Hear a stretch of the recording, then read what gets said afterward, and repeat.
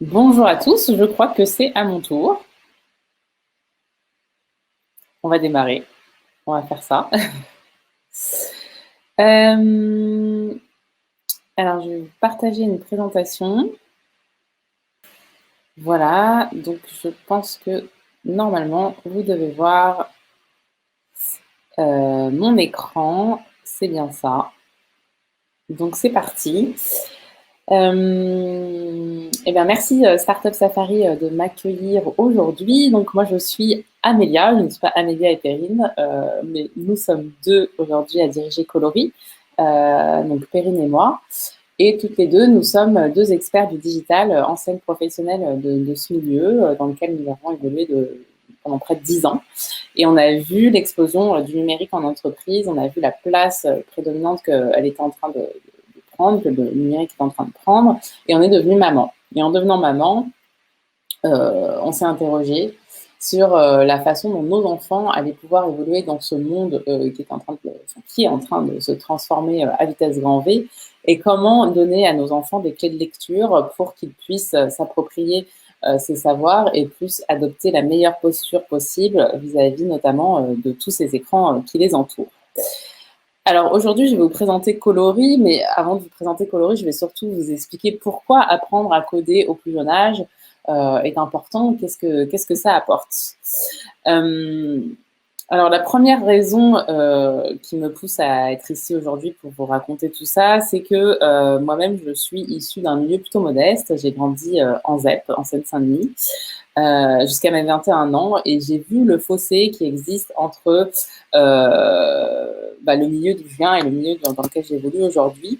Et je crois que le numérique est en train de devenir un nouveau facteur d'inégalité, comme on le voit sur cette image. Je pense qu'on est en train de créer une un monde séparé par une fracture. Alors, on appelle ça la fracture numérique, mais au-delà de la fracture numérique en termes d'équipement, on est aussi en train de créer une fracture de compréhension, de compétences vis-à-vis du numérique, avec d'un côté toute une partie de la population éduquée au sujet, sensibilisée au sujet, et qui du coup fait très attention à ce que les enfants issus de ce milieu aient accès au bon savoir et une bonne utilisation, utilisent les écrans avec discernement. Et de l'autre côté, toute une partie de la population qui est éloignée de ce sujet, qui ne comprend pas bien les enjeux et qui parfois propose des usages aux enfants qui sont complètement inadaptés. Il y a un auteur que j'aime beaucoup qui s'appelle Yuval Noah Harari qui dit qu'effectivement on est en train de tendre vers un monde profondément inégalitaire du fait d'une disparité de maîtrise du numérique très forte entre deux populations. Il dit même qu'on pourrait arriver à une situation où la technologie créerait deux populations si différentes qu'ont pu l'être Néandertal et Homo sapiens, avec d'un côté une population augmentée par le numérique et de l'autre côté une population qui subit ces technologies. Donc voilà, il y a un vrai sujet aujourd'hui d'inégalité par rapport à la maîtrise du numérique. Et donc, moi, mon envie, c'est que voilà, ces populations puissent se rejoindre et qu'il puisse y avoir collectivement une utilisation du numérique qui soit profitable à tout à chacun dans cette société. La deuxième raison qui me paraît importante quand on parle de numérique, quand on parle d'initiation des enfants à ce sujet, c'est la place des femmes vis-à-vis de ce sujet. Et aujourd'hui, on le sait, le numérique offre des carrières florissantes, et notamment aux femmes. Et on sait que les apprentissages précoces permettent aux filles de se projeter sur ces métiers. Et je pense que ça se joue vraiment dès les premières années, tout petit. Voilà une étude qui est sortie dans Science en 2017 qui explique que les filles à 6 ans se considèrent déjà beaucoup moins intelligentes que les garçons à 6 ans. Donc voilà, on peut tout à fait légitimement étendre cette vision qu'elles ont d'elles sur plein d'autres considérations, sur plein d'autres sujets, et notamment sur leur projection sur des métiers. Et donc si déjà à 6 ans elles se sentent moins intelligentes, il y a fort à parier qu'elles ne se sentent pas non plus légitimes pour aller vers des métiers scientifiques. Et on le voit des années plus tard qu'effectivement ces métiers sont désertés par les femmes. Donc je pense que cette initiation précoce permet aussi d'endiguer ce problème et redonne aux femmes une place d'égal à l'homme sur des décisions qui sont très importantes, et le numérique participe à des décisions structurantes pour nos sociétés. Alors, quand on parle d'apprentissage du code, de programmation, de numérique, etc., on fait face à pas mal de préjugés et j'avais envie aujourd'hui de les casser avec vous. Alors, le premier préjugé qu'on a quand on parle de programmation, c'est qu'on code avec un écran. Euh, voilà, et on imagine mal placer un petit enfant face aux écrans parce qu'on sait que les écrans sont néfastes avant un certain âge. Mais en fait, ce que vous allez pouvoir découvrir avec Coloris, c'est qu'on peut tout à fait coder, manipuler les concepts de l'informatique sans aucun écran. Parce qu'en fait, l'informatique repose sur des concepts qui sont totalement indépendants des écrans et que l'on peut manipuler avec des jeux, mais on peut aussi les écrire sur papier. D'ailleurs, les développeurs, les informaticiens, enfin voilà, je ne sais pas quel nom vous souhaitez leur donner, mais très régulièrement font complètement abstraction de l'outil informatique et écrivent leurs algorithmes sur papier pour pouvoir voilà, mieux les appréhender. Donc, on est véritablement sur une discipline qui peut s'affranchir de l'outil informatique. L'autre préjugé qu'on entend souvent, c'est le code, c'est très compliqué. Alors, c'est un peu comme si vous pensez et vous dites que l'anglais, c'est trop compliqué. Le français, c'est trop compliqué.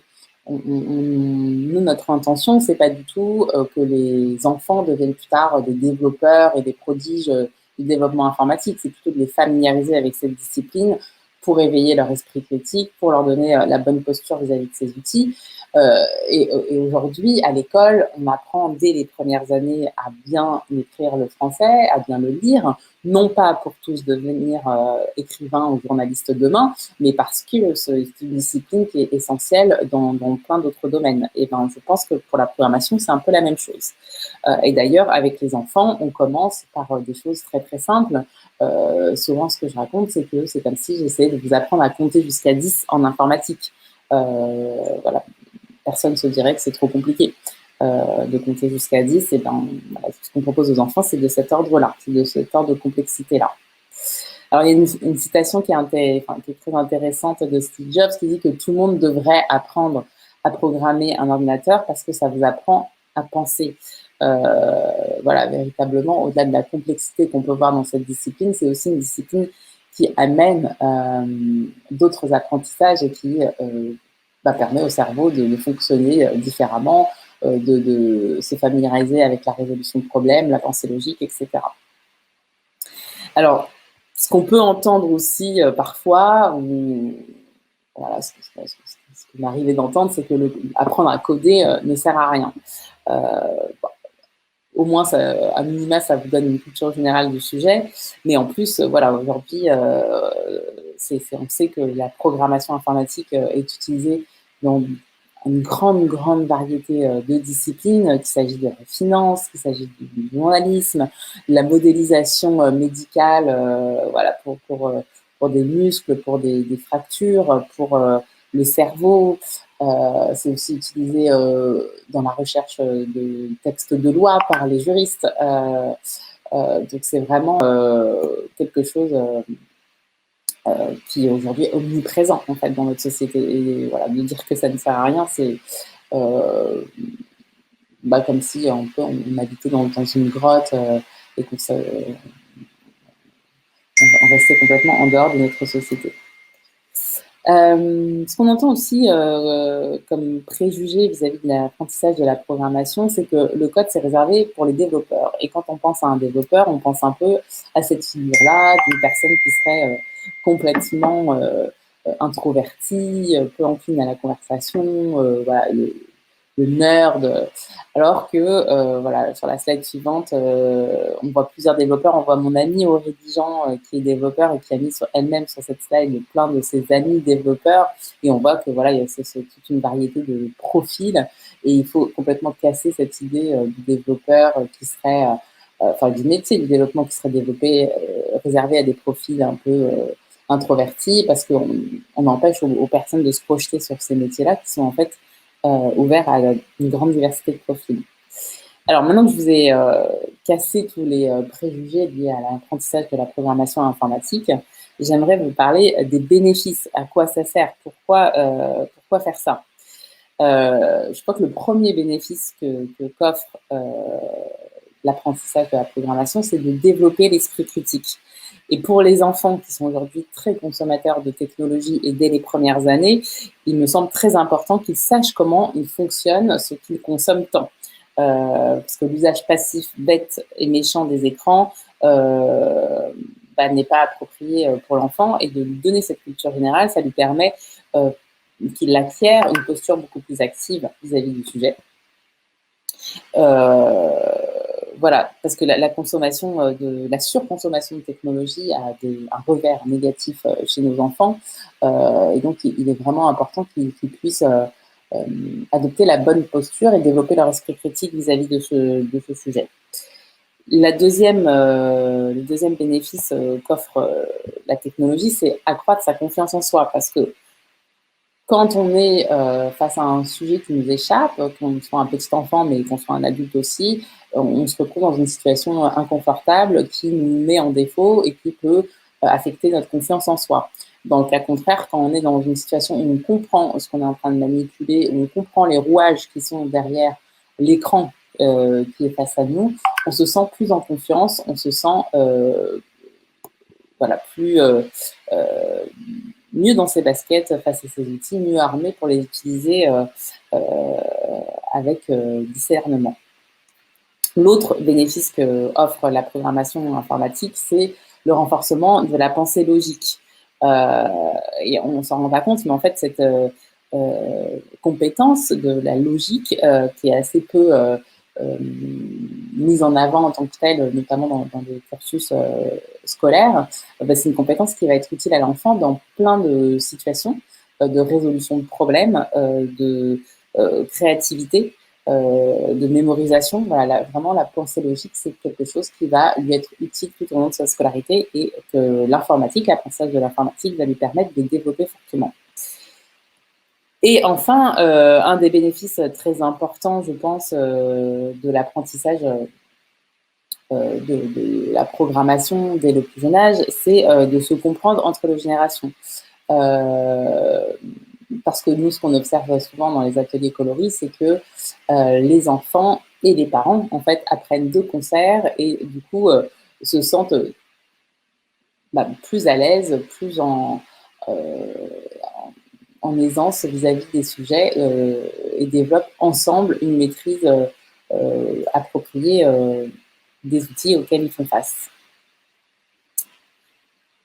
Alors, comment on fait concrètement, et qu'est-ce que c'est que l'apprentissage du code dès le plus jeune âge? Qu'est-ce que ça veut dire apprendre à coder à un enfant dès 3 ans? Je pense que vous êtes tous curieux d'en savoir un peu plus sur Coloris en tant que tel, et donc je vais vous proposer une démonstration un peu plus en images de ce que cela peut signifier. Alors, je vous propose une courte vidéo et ensuite je vais vous expliquer un peu plus les activités, un peu plus en détail.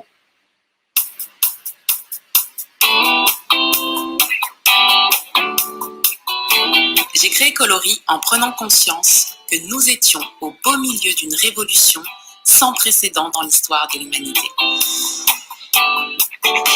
Les algorithmes sont capables de mettre en circulation des voitures autonomes ou d'alerter en quelques secondes des populations en danger. On le sait, tous les métiers se transforment à vitesse grand V.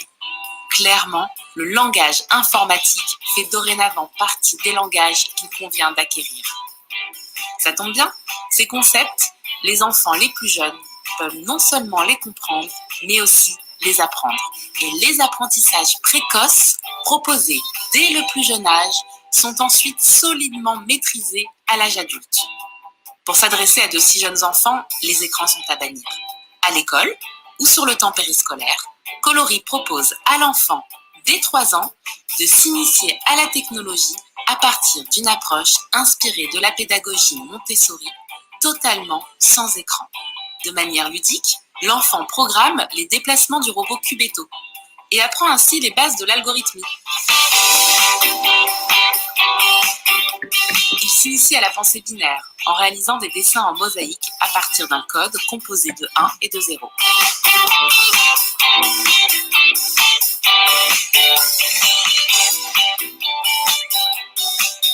Il qui s'approprie le vocabulaire de la technologie et la pensée logique grâce à des images classifiées Montessori.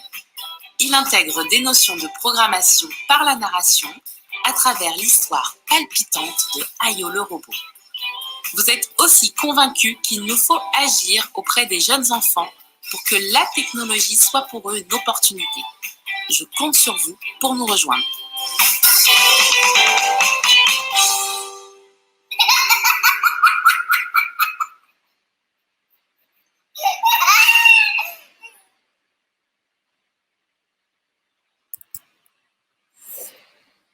Alors, je vais vous en dire un peu plus parce que c'est 2 minutes, donc ça vous a permis de voir les enfants et de faire un peu une idée, mais plus précisément, je vais vous raconter ce qu'on fait avec les enfants.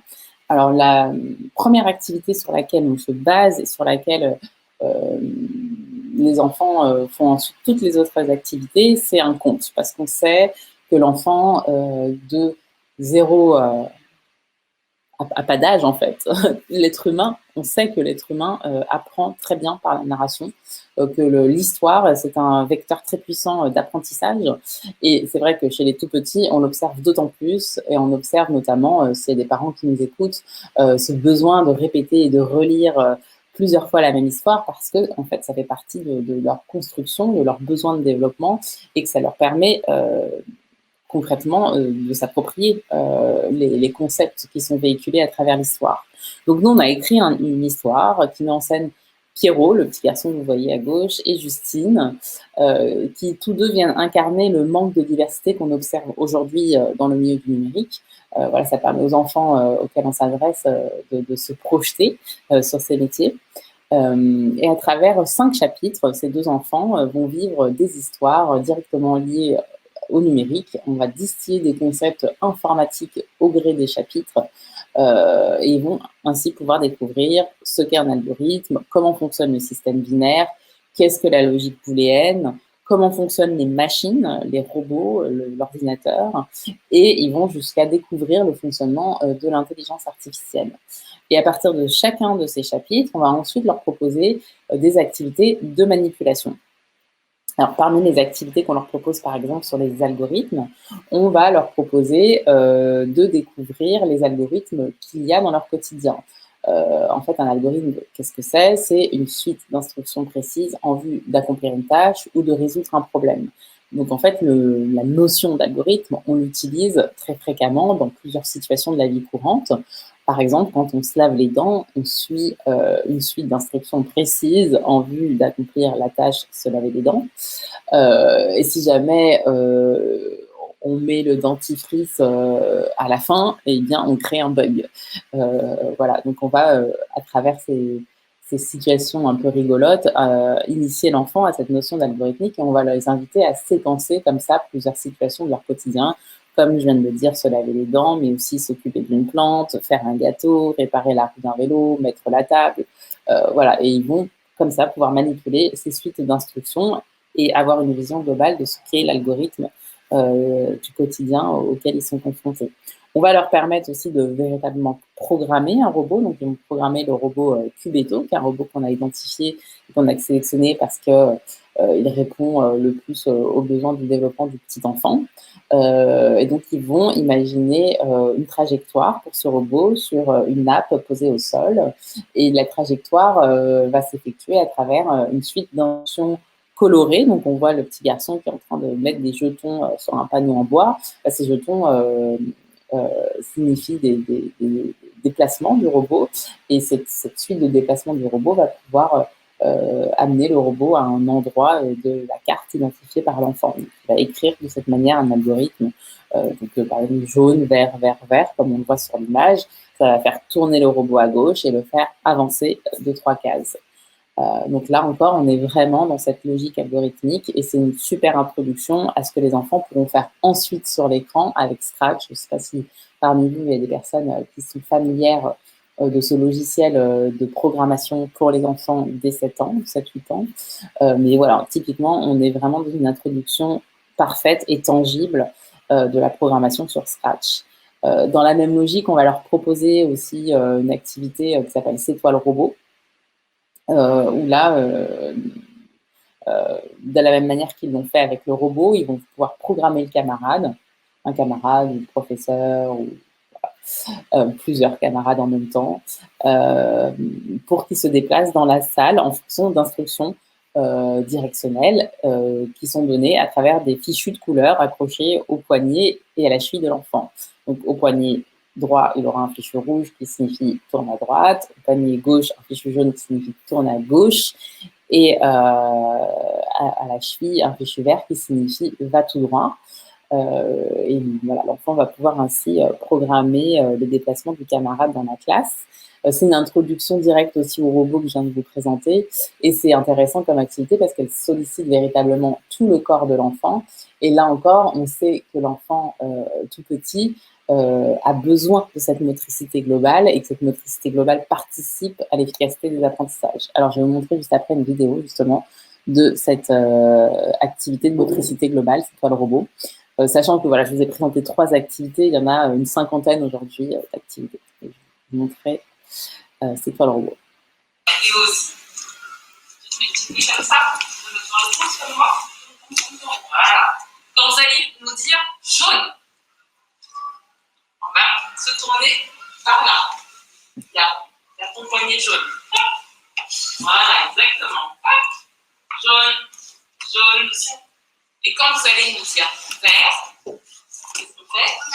On avance. Allez, Raphaël, tu commences par une instruction. C'est parti. Quelle instruction faisais-tu?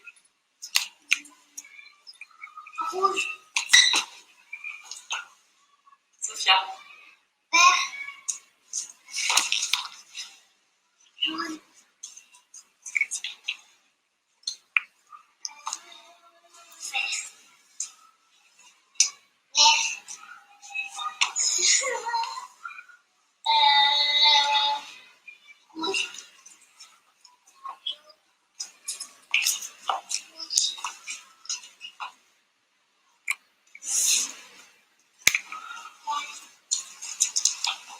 Allez, 2 maintenant. Vas-y, Maëlys. 2 instructions.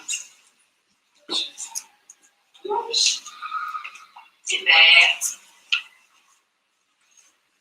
Jaune et vert.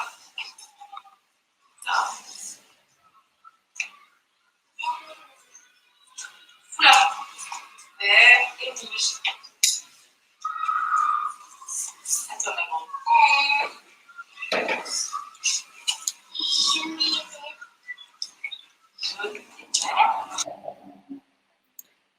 Voilà, donc on voit en image les enfants réaliser c'est toi le robot. Alors, une autre activité que les enfants aiment beaucoup, c'est code ton dessin. Donc là, pareil, on est toujours dans cette idée d'introduire la notion d'algorithme. Donc, je le répète pour ceux qui nous reprennent en cours de route, un algorithme, c'est une suite d'instructions précises en vue d'accomplir une tâche ou de résoudre un problème. Donc là, la tâche à accomplir par l'enfant, c'est un dessin. Et l'enfant va déterminer les instructions qui vont lui permettre de réaliser le dessin. Donc là, typiquement, l'enfant, sur l'image, a identifié, écrit l'algorithme que l'on voit juste au-dessus de la feuille.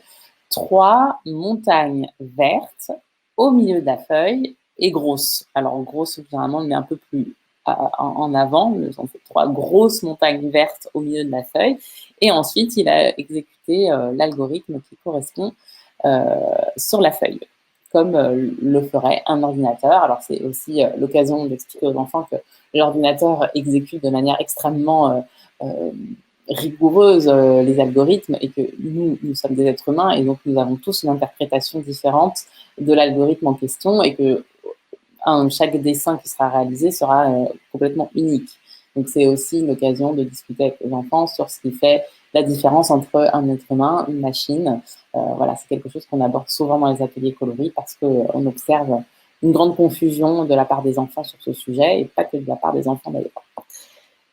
Donc, le deuxième chapitre du conte parle du binaire, du système binaire. Donc, ce système binaire, les 1 et les 0, c'est vraiment la base de la logique de programmation. C'est directement lié au fonctionnement même de la machine. Le courant passe 1, le courant ne passe pas 0. Et pour ceux qui développent un peu, on sait bien que voilà, la logique d'écriture de programmes informatiques se base sur ça. Et donc, on va proposer aux enfants de manipuler cette logique binaire à travers des dessins qu'ils vont pouvoir réaliser avec des gommettes ou des mosaïques. Donc, en bas à gauche, on voit un enfant qui est en train de réaliser un dessin en pixel, donc ça s'apparente à du pixel art, où il a posé sur chaque une gommette noire et on voit apparaître ce qu'on voit apparaître, en fait, c'est la petite fille du conte, Justine, parce que tout est lié, toutes les activités forment une unité harmonieuse. Donc là, c'est la petite fille du conte qui est en train d'être créée par la petite fille en bas à gauche. L'enfant va pouvoir imaginer son propre dessin et écrire le code qui correspond à son dessin, voire proposer le code à son copain et proposer au copain d'exécuter le code qu'il lui-même a fait à partir de son dessin. Donc voilà, on suscite aussi par certaines activités la coopération entre enfants. On va jusqu'à proposer aux enfants de compter en binaire. Donc, l'activité qu'on voit en bas à droite, c'est une activité qui a été créée par une structure qui s'appelle Learning Beautiful, qui propose des activités comme ça en bois très sensorielles. Et donc, le comptage en binaire, c'est la façon dont fonctionne l'ordinateur. C'est-à-dire l'ordinateur ne comprend que les 1 et les 0. Donc, et si on veut lui proposer un chiffre de 0 à 9, il faut transposer, enfin de 0 à d'ailleurs infini, il faut transposer ce chiffre en système binaire et on propose aux enfants du coup de manipuler cette transposition qui est très simple avec cet outil et qu'on utilise habituellement beaucoup plus tard dans les études. Voilà, là on a des enfants de 5-6 ans qui s'en emparent très très facilement et qui voient ça véritablement comme un jeu. On leur propose aussi de manipuler la logique booléenne et ces opérateurs qui sont courants aussi dans la programmation informatique, que sont les et ou les ou, mais aussi les instructions conditionnelles. Si telle condition est remplie, alors exécute tel programme, sinon exécute telle autre instruction. Et on va le faire par exemple à travers des coloriages. Donc le coloriage logique, ils vont devoir colorier les différentes parties là encore des petits personnages de conte, puisqu'encore une fois, on est dans cette recherche aussi de cohérence et d'harmonie dans la proposition pédagogique, selon des instructions conditionnelles. Donc, sur la veste du petit garçon, par exemple, si un petit triangle est renseigné, alors colorie la veste en marron, sinon tu la colories en bleu. Et à la fin, ils vont pouvoir ainsi exécuter tout un coloriage selon ces instructions conditionnelles et sur la base de la logique booléenne. Pareil, ils vont pouvoir créer des dessins en fonction des états vrais ou faux, qui sont des états pareils liés directement à la logique booléenne. Donc, par exemple, je suis brune, vrai ou faux, je suis brune ou blonde, vrai ou faux, etc., etc. Et en fonction de toutes ces conditions remplies ou non, ils vont pouvoir créer leur propre dessin ou vérifier les états du dessin qui leur est proposé. La machine, c'est un moment aussi très important. Donc, dans le chapitre du conte, les enfants vont ouvrir le robot pour vérifier quelle pièce est défectueuse, puisque le robot, tout d'un coup, ne fonctionne plus. Et dans nos ateliers, les enfants vont véritablement ouvrir le robot qu'ils manipulent aussi pour voir ce qu'il y a à l'intérieur. Alors, c'est Serge Tisseron qui a écrit plusieurs fois sur le sujet et qui indique qu'il est très important d'ouvrir les machines avec les enfants pour casser l'élan anthropomorphique que l'enfant peut avoir vis-à-vis de la machine. Donc, cet élan, cette envie d'être empathique avec la machine et d'attribuer à la machine des caractères humains, des émotions. Et nous, on observe beaucoup en atelier qu'effectivement, les enfants sont dans cette démarche intuitivement, naturellement, ils vont attribuer au robot des caractéristiques humaines.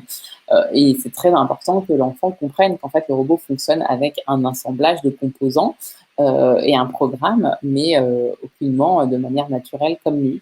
Donc, on ouvre le robot, on regarde chacun des composants, on passe en revue chacun des composants, on explique à quoi sert chaque composant, on donne le nom du vocabulaire qui correspond à chacun des composants et l'enfant s'approprie ainsi pleinement le fonctionnement du robot. Donc, on est déjà dans de la robotique dès 3-4 ans.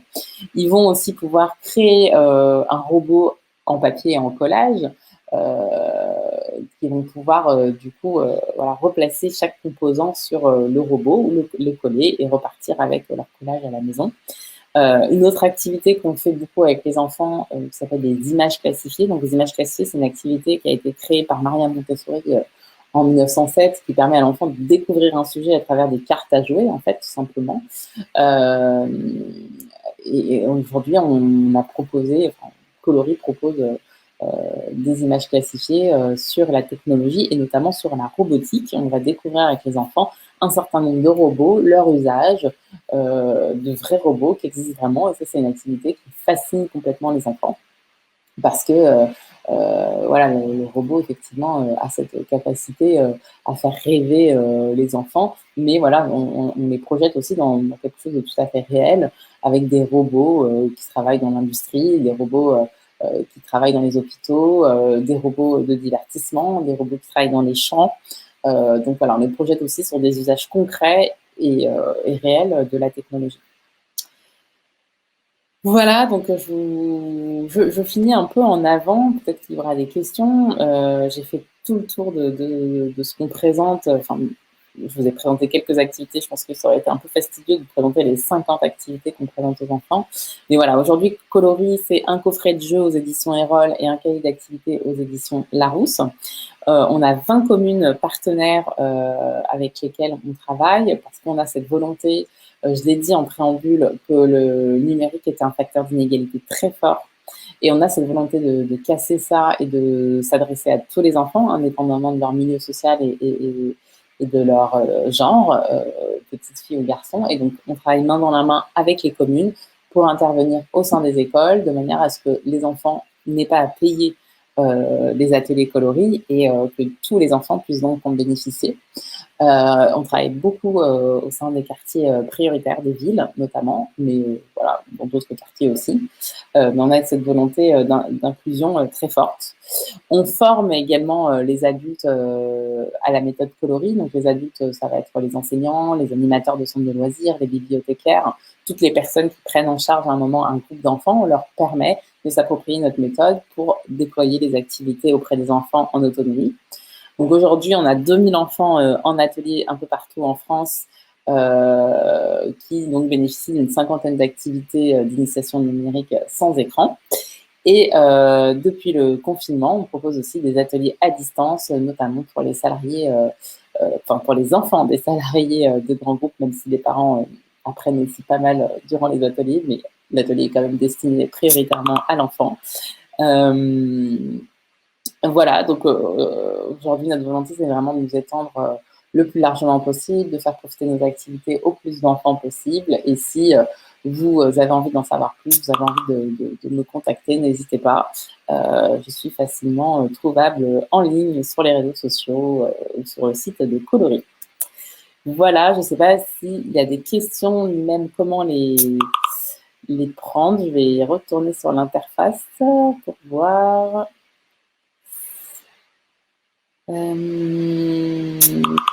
Alors, il y a une question effectivement, comment accéder à cette formation coloris? Alors, si la question c'est de la formation pour les adultes, du coup, on a des formations qu'on déploie nous à la demande de structures, donc typiquement une école, un centre de loisirs qui veut former tous ces animateurs, nous prend contact et voilà, on se déplace.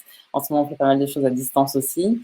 Autrement, quand c'est un parent ou voilà, un individu qui prend l'initiative de se former tout seul, on a aussi des dates de formation sur notre site internet. Donc, c'est coloris.education.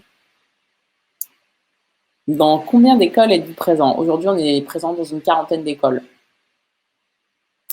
Voilà, donc des écoles, quand je dis école, on est présent dans des écoles privées où là, on est même sur le temps scolaire, mais on est beaucoup présent dans le public sur les temps périscolaires ou sur les centres de loisirs. Donc, c'est dans l'école, mais c'est pas dans le public, c'est pas souvent sur le temps scolaire, je dois bien admettre, parce que aujourd'hui, c'est plus facile d'être sur le temps périscolaire, mais bon, voilà, ça nous permet de travailler avec beaucoup d'enfants sur ces temps-là, qui sont aussi des temps qui qui sont importants dans le quotidien de l'enfant.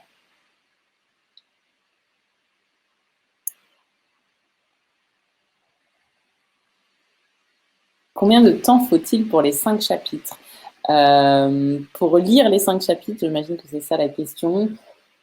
Je dirais que c'est une dizaine de minutes par chapitre. Alors, le conte, il se présente sous forme de feuilles, en fait, qu'on fait passer devant les enfants. Donc, il y a l'image au recto et nous, on a le texte au verso.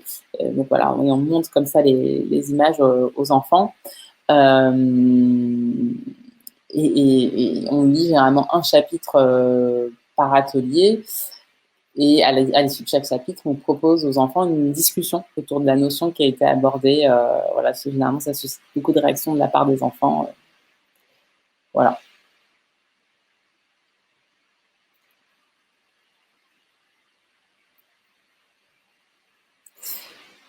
J'ai l'impression qu'il n'y a plus de questions.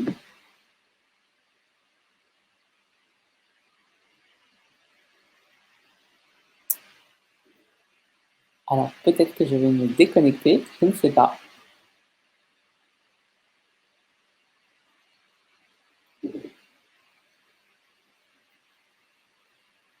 J'attends encore 2 petites minutes. Et encore une fois, voilà, n'hésitez pas à me vous connecter sur les réseaux sociaux, sur LinkedIn, sur Twitter, sur Instagram. Je suis un peu partout, je suis très connectée. Et je serais ravie. Alors, je prends un peu de temps parfois à répondre, mais je finis toujours par répondre aux sollicitations. Donc, n'hésitez pas à me solliciter. Voilà, je crois que je vais m'arrêter là. Et je vous remercie pour celles et ceux qui m'ont suivi. C'est un peu perturbant parce que je ne sais ni qui vous êtes, ni combien vous êtes, mais voilà, je suis ravie d'avoir partagé ce moment avec vous. Merci beaucoup.